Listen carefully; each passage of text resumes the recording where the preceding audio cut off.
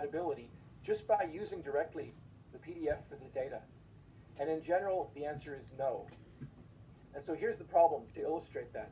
Let's suppose that you have cubic crystal grains, and they're produced by some process H. And using this process, these crystal grains come out with different sizes. Right?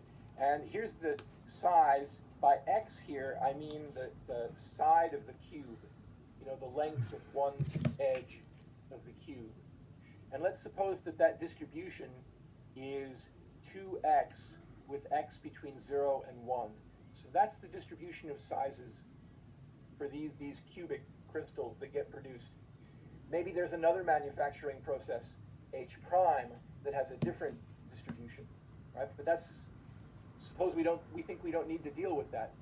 Clearly, if you look at this distribution, you would say that, oh, well, what does this mean? That usually you get larger crystals, right? And very rarely do you get crystals whose edge is quite small.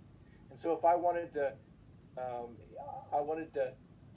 construct a p-value of the hypothesis that a crystal grain was produced by this process, then surely what I could do is I could just, so I can't draw it when it's on full screen, so let me get out of this and,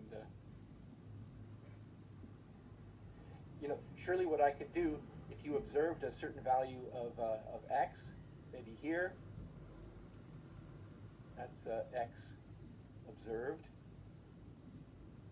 And then I asked you, well, what region of this data space is less compatible with that observation?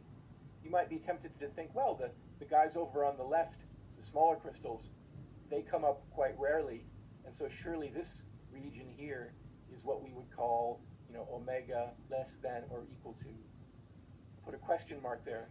I'll put 3 question marks there because it turns out not to be so simple. Would people buy this argument? Just by looking at the probability density, you can say, well, surely over here is less likely than over here. No. Now let me demonstrate why that is. I said that